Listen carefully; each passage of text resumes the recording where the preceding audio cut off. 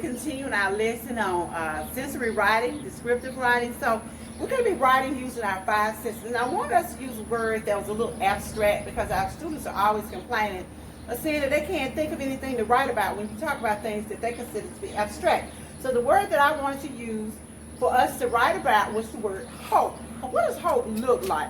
So using my sense of sight, how can I explain what hope is? So we have something that has really changed our way of education, our way of life completely.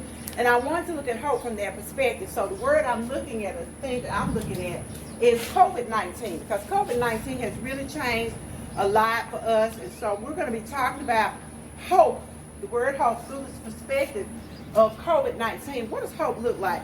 For me, hope looks like teachers teaching using Zoom.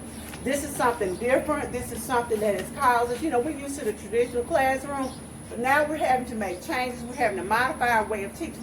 So teachers on Zoom, lets us know that we haven't given up on education. We haven't given up on the things that are important to us. So this is an example of what hope looks like to me. Then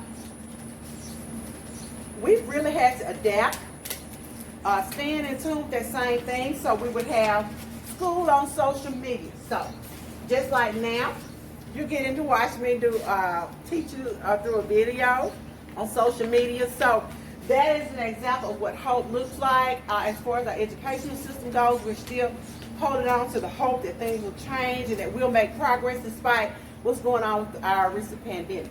Another thing, of course, sticking with the same thing, we have virtual classrooms.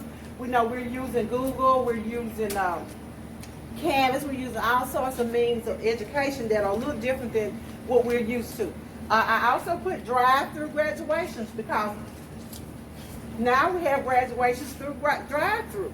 It's something we've never done before. But that's sure we still have hope. We didn't just give up and say, oh, we can't have graduation things over, but we did the best we could with what we had. So that's hope. We have church in parking lots. We have church on social media. We have church on Facebook. We have church and Bible study on Zoom. So again, for me, that's hope in the face of COVID-19. We have socially distanced weddings. We have weddings that are a little different. We have them where they're socially distanced. People are attending weddings, but we're having it socially distanced. But that hasn't stopped people from attending weddings. That hasn't stopped people from having those drive-through baby showers or doing any of the other things that they need to do. Even attending beaches, we're socially distancing while doing that. Another thing that will reflect hope for me in the midst of COVID-19 is converting walls in the classroom. So a lot of teachers have had to convert walls in their homes, other places, libraries, and like me, I'm utilizing outside wall.